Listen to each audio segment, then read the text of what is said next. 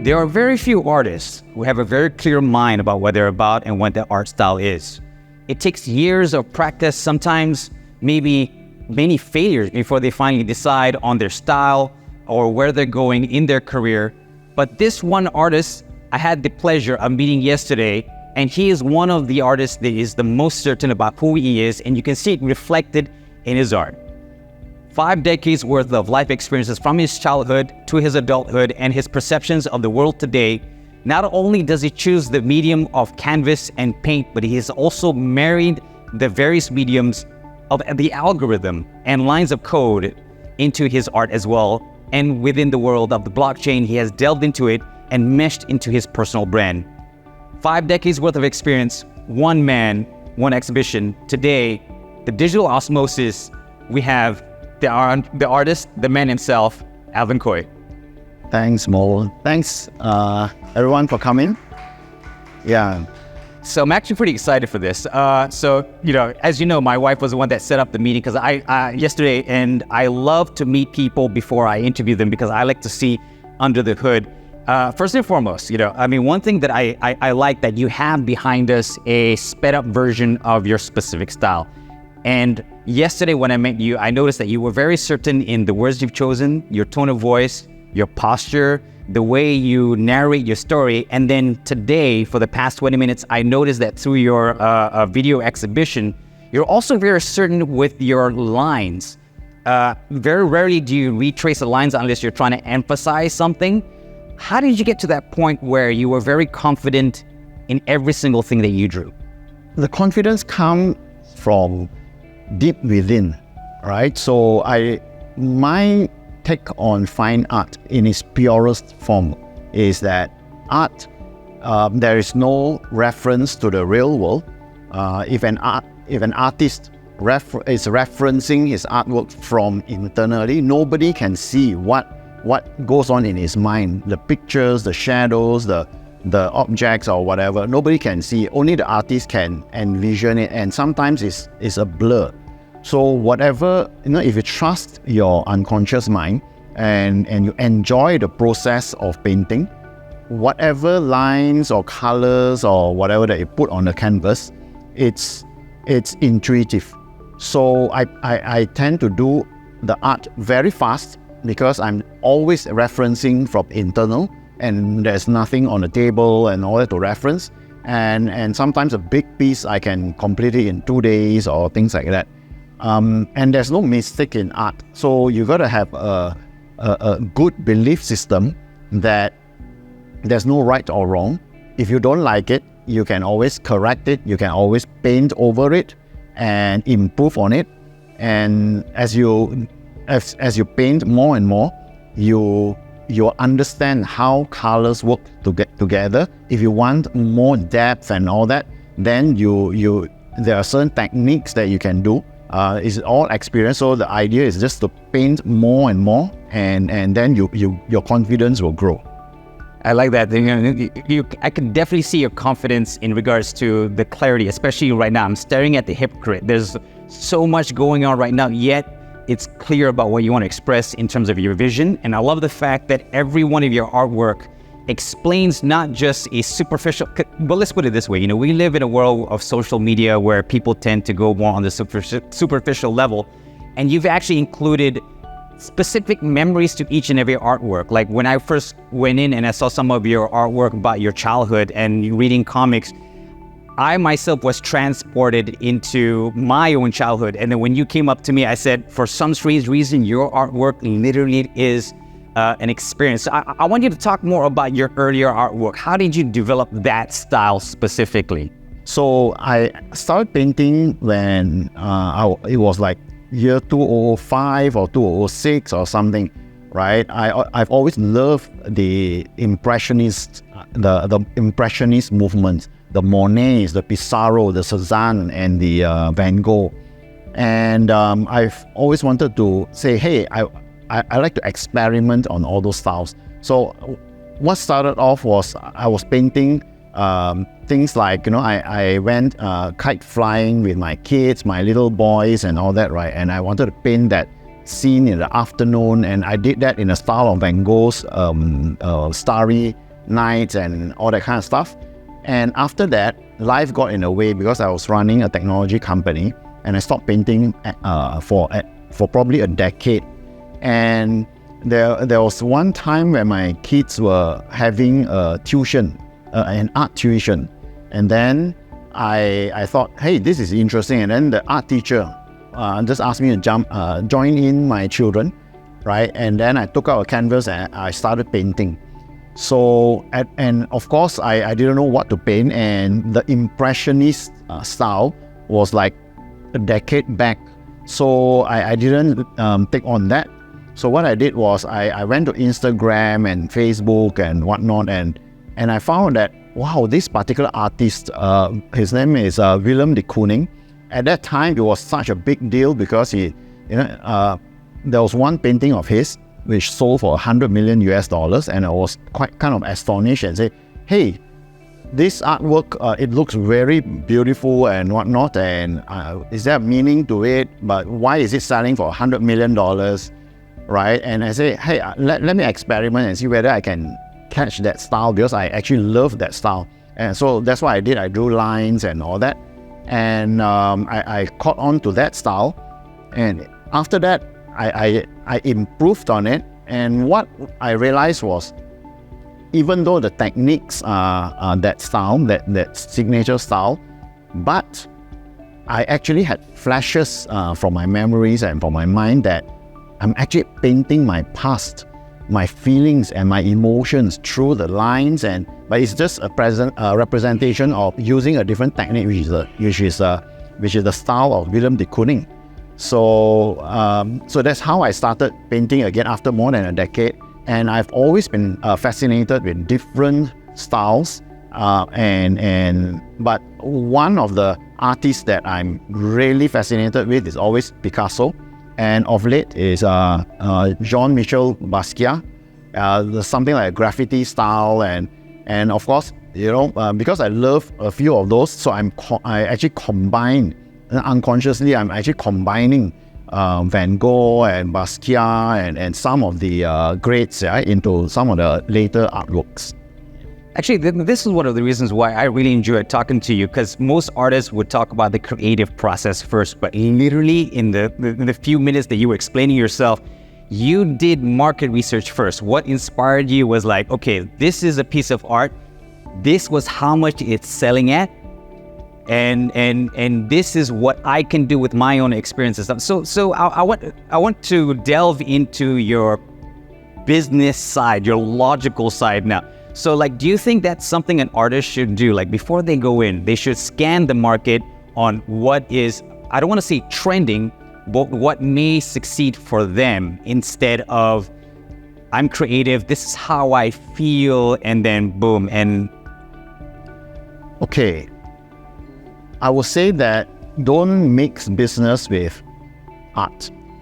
I wouldn't do that, even though I'm a businessman and all that, right? I've not really sold many artworks because I don't market them. To paint beautifully and authentically, you must love the work. You must love the art. So why did I paint in Willem de Kooning style and all that? It's not because it sold for $100 million. It's because I love the style. And the kicker was, wow, it's just a talking point that it sold for $100 million, right? But for me, that's not the point. The point is that I love that style. And I have this inner knowingness that if somebody else can do it, I also can do it. I can do it too. So with that inner knowingness, when I look at some of those great masters, right, And if I stare at that artwork or his style long enough, I will have that belief that I can paint in that style, and I'll start experimenting. And as you can see, there are so many artworks, right, that came out from all these experiments. Yeah, I could definitely see your experimentation from your earlier work to the later one. And in our conversation yesterday, one of the terms that you use is actually my favorite. You call that a lot of the people that you studied and looked up to, like the Picasso, the Van Goghs, those are artifacts in time. As in, like, that's what gives them value, because they represent the thought process, the movement of that time. And this is where I want to get into you, because you, in a way, are trying to create an artifact in time by melding coding and algorithm with your bulat-bulat, as well as turning some of your, like the hypocrite, into NFTs. So why specifically NFTs and digital art? And is it because we are at the cusp of the singularity today?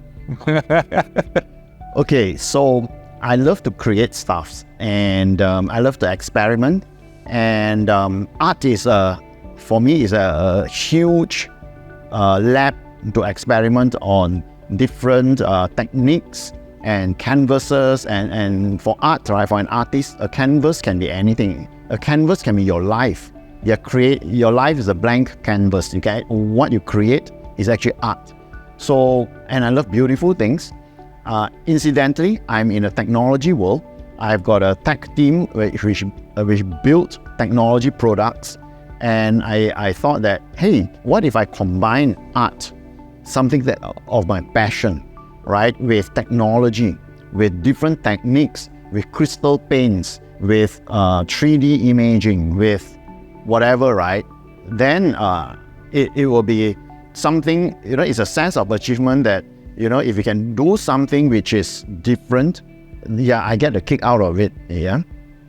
All right, and it's interesting that you chose abstract as a form of medium, because a lot of the auctioneers that I've spoken to, I won't mention them by name, but you know who you are if you're watching this video, has mentioned that in Malaysia, one of the most sellable art forms is realism, because I guess in a way, because our art education is not as sophisticated as, say, it is in the West, so realism tends to stand out a bit more. However, yesterday you literally opened my eyes when you mentioned that, yes, your artwork is in the form of abstract, but even the most ugliest thing put in the right context, in the right story, is beautiful. And I see that, like, and this is very different, because I've been to a few art galleries, exhibitions.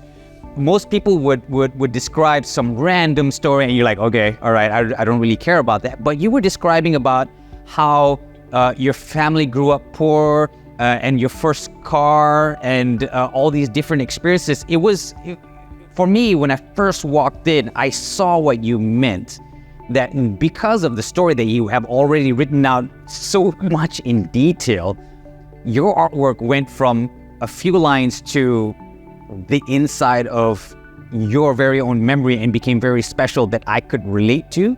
And you're very much a common man type of thing. So how important it is for you to brand your artwork and give it a story? I always believe in authenticity. And I've never liked fake people, people who fake it, that kind of stuff. So if you're good, you're good. If you're not good, then, try to improve, whatever, right? So I believe that art in its purest form is when the artist is authentic and tells a story on a canvas, not based on what people like to hear, but based on your own internal ideas and your memories, your vulnerabilities and whatnot. So I've always loved to tell stories. Now, when I paint, there is no real-world representation of objects or anything on the canvas.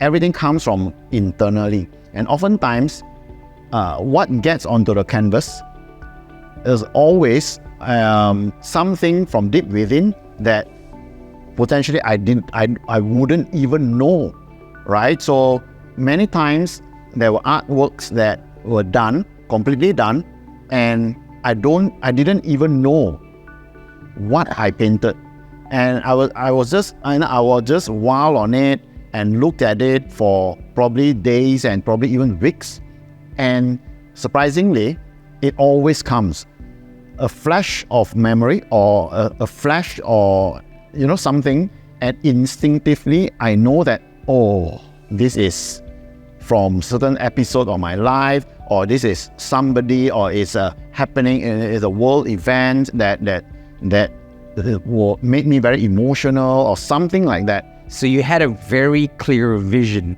of where to go in terms of like your life, where the next phases are and stuff like that. And because one of my favorite pieces of art of your work actually is the Million Things on My Mind. So my question is like, at any point in this journey, did you ever feel lost? And how did you get out of that? Because I think that painting exemplifies once upon a time, life kicked you down and you got back up. So I've lived my life as an entrepreneur. I've never had serious education, as in degree or things like that. I came out at 19 or 18, right, and started hustling all the way until today. I've never held a job for the past 30 or 40 years. So I've been always building companies or building businesses. I own restaurants and blah, blah, blah, blah, and many failed. So life as an entrepreneur, there's always ups and downs, right? And early on in my working days, or when I was just starting out, I always knew that the mindset is very important. So your mindset will control how you navigate in your life. If you take on a victim's role and blame the universe for what's happening to you, then you'll always be a victim. But if you take charge of your life and you control your life, you can create anything, you can create a life that you want. So having that kind of belief, I knew that the mindset is very important for you to be able to navigate through life. So I read a book from Anthony Robbins. It's called Unlimited Power, and I bought into the idea, and I actually taught myself on all the psychology and all that on how to live, take control of your life. I paid so much money for courses. I got certified as a life coach and all that. And the reason being is because I wanted to take charge of my life, and the mindset, how to manage your mindset, manage your state and all that is very, very important. So having been equipped with that kind of life skills of controlling your mindset and managing your state and knowing how to navigate your mind through hard times and all that, right? So I have that inner knowingness that whatever happens, it happens for a reason, and I can get out of it, right? So that's the kind of mindset. So whenever I paint anything, is again it exemplifies my belief that if it's a mistake, right, or if it's something that you don't like, or you think that it's not so nice or whatever, it's not up to your standard, you can always paint over it. So there's no mistake, there's always feedback. The feedback that you get is not good, just paint over it. What's the big deal? If you don't like it, throw it away. What's the big deal? Just throw something on the canvas and work with it and improvise. And once it's done, if you like it, and that's the truest, the most authentic painting. So remember, if you're an artist at home, be authentic, be genuine, surround yourself with good people, and never lose your vision.